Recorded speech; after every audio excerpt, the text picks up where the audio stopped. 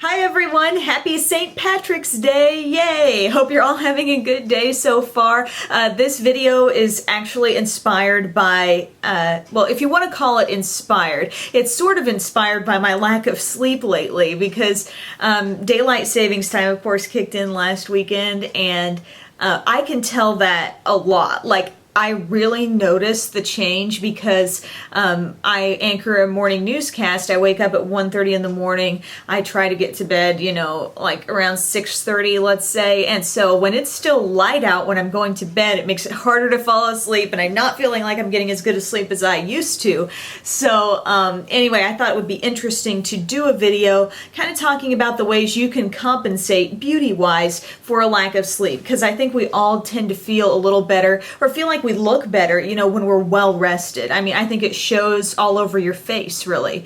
But there are some ways that you can kind of, you know, help the situation a little bit. And I'm not saying, hey, you know, don't get as much sleep as you think you need or whatever, because I think that sleep is important for health reasons. And there are just a lot of benefits to sleep. So if you can get, you know, your full 8 hours or whatever, by all means go for it. But if you feel like you're waking up and you're looking a little tired and you want to look more revived, these are just some tips.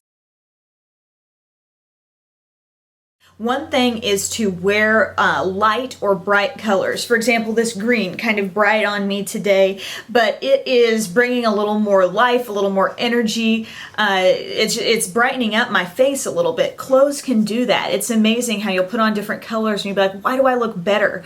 I didn't change anything about my makeup. Why do I look better in this color or that color? You know, different colors can complement our skin tones, and if you are wearing, you know, lighter, brighter colors, I think it can really bring a little more vibrancy to your look. Also, if you're maybe not going with such a bright outfit, think about a bold necklace you can wear. You know, something that will bring some attention up to your face, and kind of, even more than that, just serve as that brightening factor. You know, when it's up near your face, it's making your face seem a little more alive. I have like some kind of chunky necklaces. Like, I might just be wearing a simple black top, but then I throw on, you know, a necklace like this. This is from Claire's. This other necklace that I have here, kind of a chunky double beaded pink thing, is from Claire's. I like beads now and then. I think it's just a nice variation from the metals and different things that we'll wear, but I like big necklaces like this because I feel like when I get them up near my face, I just see something change from when you were just wearing that simple black top, and then you throw something on like this. It brightens the face. Pink is a great color too for so many skin tones to do that. If you're not feeling like a necklace, earrings can be that pop that you need. Sometimes you go with a larger earring, something more sparkly, a little more vibrant, and you know, maybe you don't pair it with one of those big necklaces, but there are a couple sets of earrings that I feel like when I put them on, I am doing good. And it's these little, these came from Maurice's. I've worn these in different videos and been asked, but these are like little flowers, and there's just tons of little crystals or rhinestones or whatever that is on there. And I feel like when I've got these up by my face, you know, it's the reasons why people put on nice sparkly jewelry when they're going out. It's special. It makes you look a little bit more put together.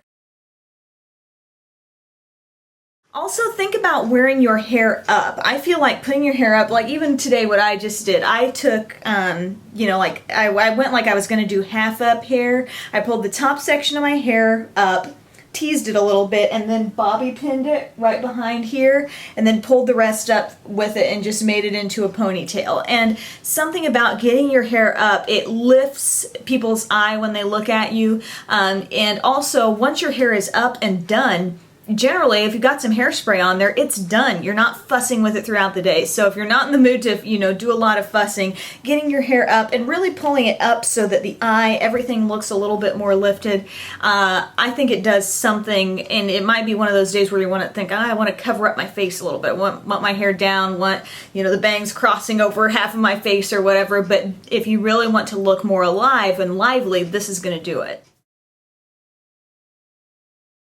Makeup wise, concealer is so important, and I think it's kind of a no-brainer. I think this is probably part of a lot of people's everyday routine. You know, I'm not just gonna wear concealer when I think I look tired, but I'm gonna wear it every day. That's the way some people feel. But there is an added little, thing that I think you should think about, especially if you really want to remove the discoloration. Let's say we're using, for example, this is my Mally Cancellation Concealer. It's a really nice light brightening concealer. When you're putting that on, get it all the way up to your lower lash line. Okay, I'm talking right where your lashes hook in right there.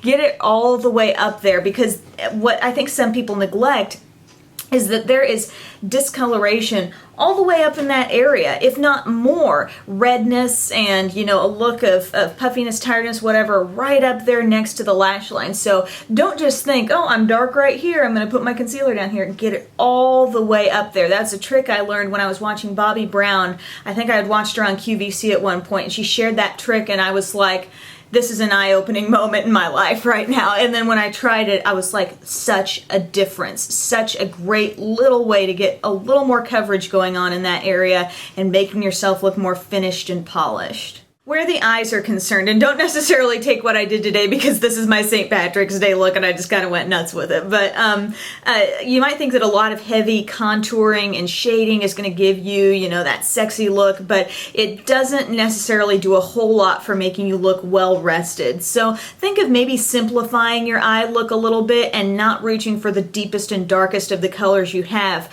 for your contour, crease type shade. Like, let's take, for example, this is a palette from Wet n Wild called Walking on Eggshells.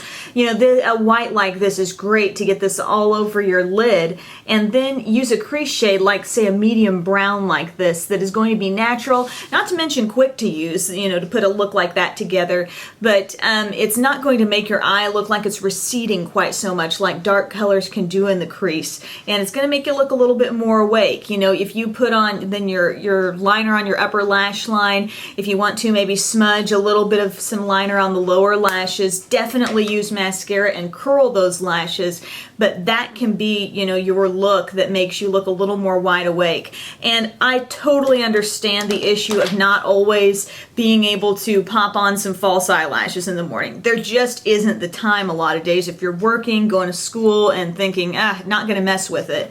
If you do have the time though, a pair of natural looking false eyelashes can work wonders for how awake you look. One that I want to talk about real quickly, Revlon Beyond Natural in Defining. And yes, I did pick up the 4-pack of these, and I like that they're selling them like this now, because this is also going to be a nice way to, my other ones are in my bathroom right now, but a nice way to kind of store them again as well. But these are so natural. You put these on, you get a little more thickness, you get a little bit of length, but it's nothing too crazy. Use the Revlon Precision Lash Glue. If I can grab mine here.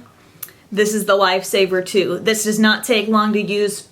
Swipe it across the lashes, pop them on. I know I'm oversimplifying this, but this is a very, very easy glue to use. Doesn't take long to get tacky, and doesn't give you a lot of excess there that gets goopy around your eye. So, some natural lashes, if you have something special going on, maybe a photo or something, and you're like, what can I do? Whatever I've done makeup-wise isn't enough for me. Popping on some natural looking false eyelashes can finish the look very, very nicely and really make you look awake. Think about maybe using a light or a white colored eyeliner on your inner rim, on your waterline.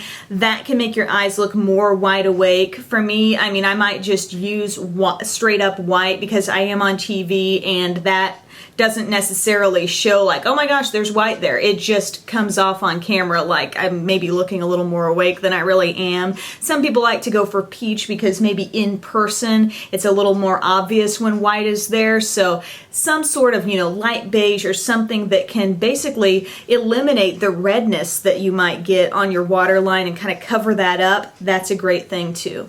Talk about a daily must-have that I personally would never skip, but I think it is a must do if you are not feeling very awake, and that is blush. I mean, just pop it on here on the sort of, you know, think about the outer part of the apple of your cheek. Getting too close to the nose with the color can emphasize redness around the nose, but kind of keeping it right up here, right around this area is gonna do great things for making you look healthy. Physicians Formula Happy Booster. This is a great one. Love the little scent going on, but that's a gorgeous rosy blush. The one that I talked about recently from Milani, Rose d'Oro.